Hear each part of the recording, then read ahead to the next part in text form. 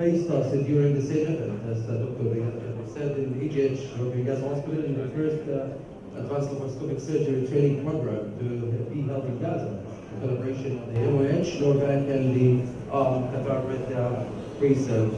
Actually, we here report a case of gigantic hiatal hernia. And to start with the introduction, actually there is no uniform definition of giant hiatal hernia, but it is accepted to say that it is a hernia that contains at least 30% of the stomach within the chest. And usually, according to the norm, we recognize abbreviated classification. It is type 3 rolling hernia or type 4 a hernia with other abdominal contents. However, the abbreviated classification classifying the hiatus hernia into hiatal hernia type 1, 2, 3, or 4 does not actually influence the choice of surgical procedure or technique to be done during laparoscopic surgery.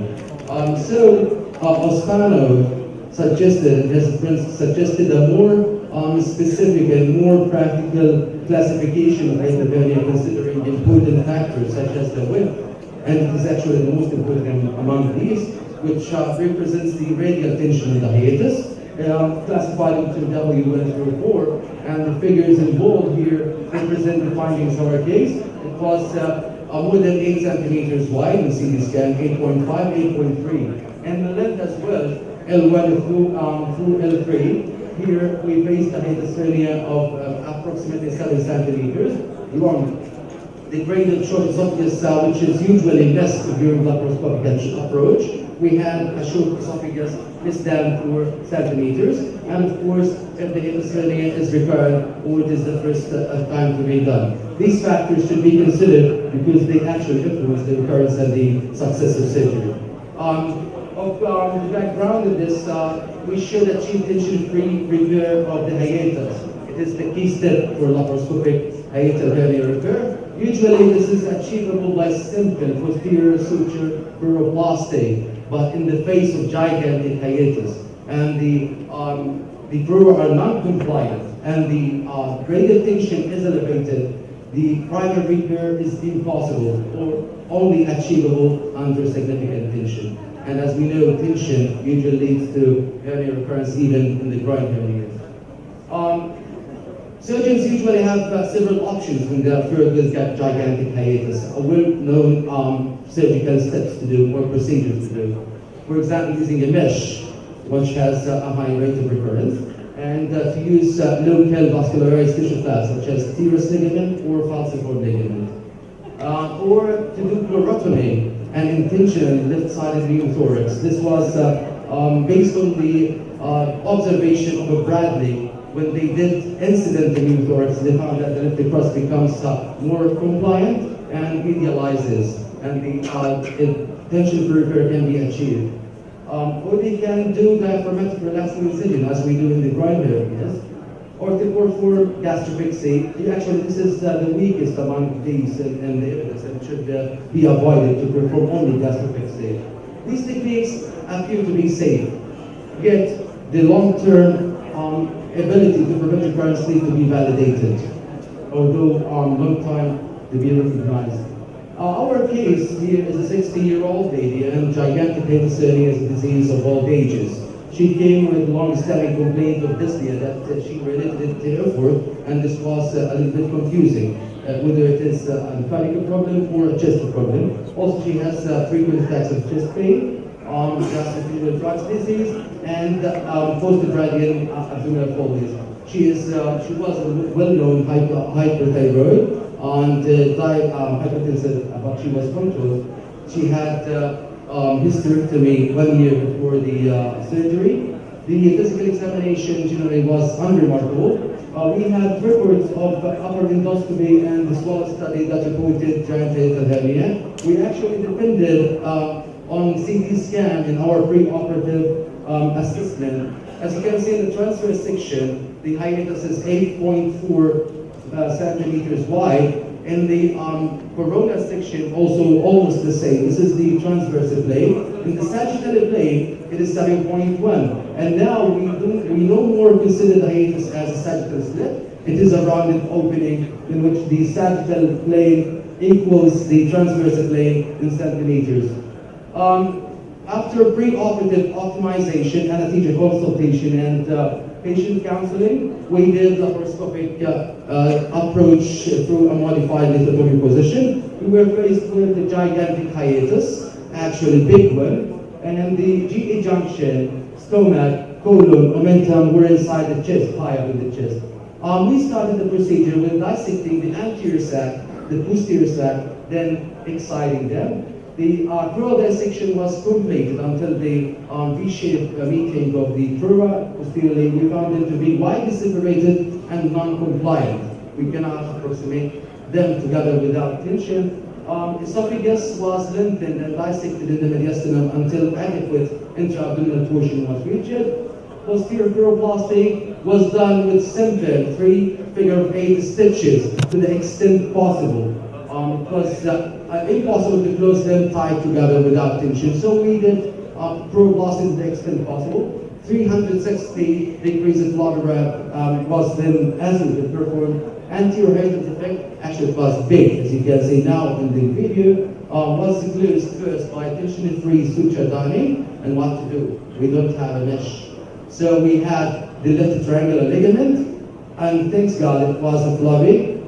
We started mobilizing it from the liver first, then preserving its vascular supply, mobilized from the diaphragmatic attachment, and it was used to cover the hiatus anteriorly with the use of tapers and sutures. And finally, we ended with gastropexy.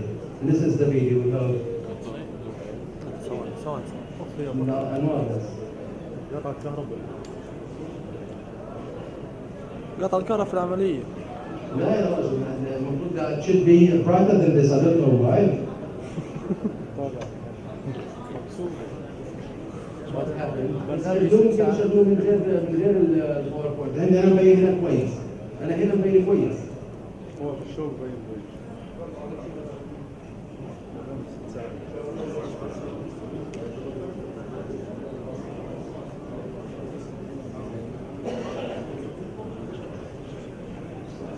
So I wish you can see the gigantic hiatus anteriorly here. Should be brighter, I don't know why. We provide instruments to retract the contents down. This is the colon and the momentum being mobilized, and this is the hiatus, actually, the anterior hiatal defect. And the stomach lying there. We started dissecting the anterior sac from the left across with the use of harmonic scalpel, but if blood dissection and harmonic scalpel dissection, we proceeded anteriorly. The anterior sac being dissected anteriorly. Then the right across being dissected of the sac using diathermy hook, and now completed. The anterior sac is now elevated and now being dissected down to the GE junction, creating a posterior retrospherical window dissecting the posterior sac from the right side, and here is the window created from the right side of the esophagus. Passing an umbilical tape to lift the esophagus. And you can see now, I wonder if you can see, a very big hiatus. This is the left crust and that is the right crust. The anterior sac is being divided and excised.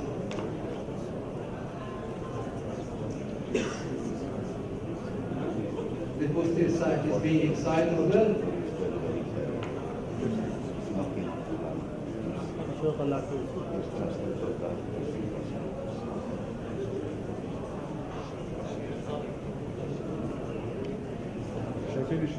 Yes. We start the posterior Hiatoplasty here.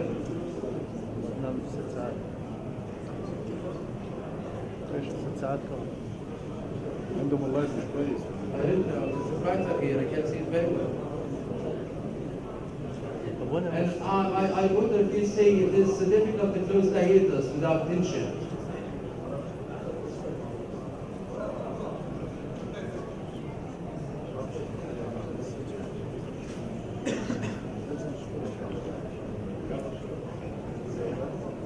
finishing the posterior root plastic. A big hiatus is here, anteriorly. Now we are doing the anterior root plastic with tension-free darning. I know the quad is bad, but I can see it well here.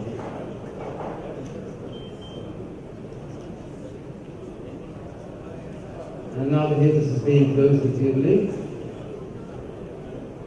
performing fundoplication.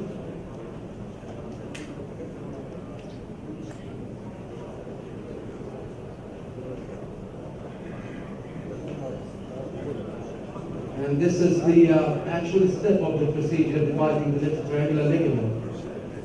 I'm sorry that you have this dark video, that's it right here. It is being mobilized from the diaphragmatic attachment. And now pulled over the anterior hiatus. Fix it with the tacks.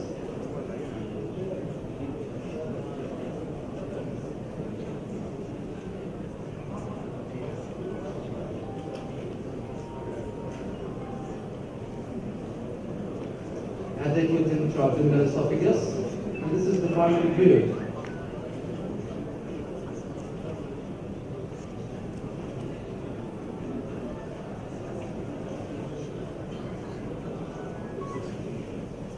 Gastrofix is being performed.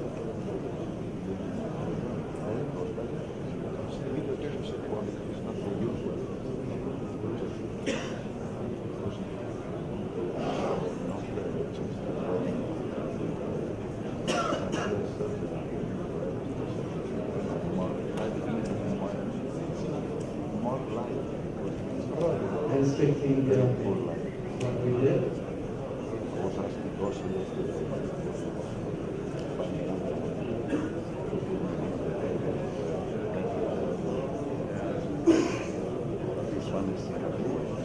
Okay.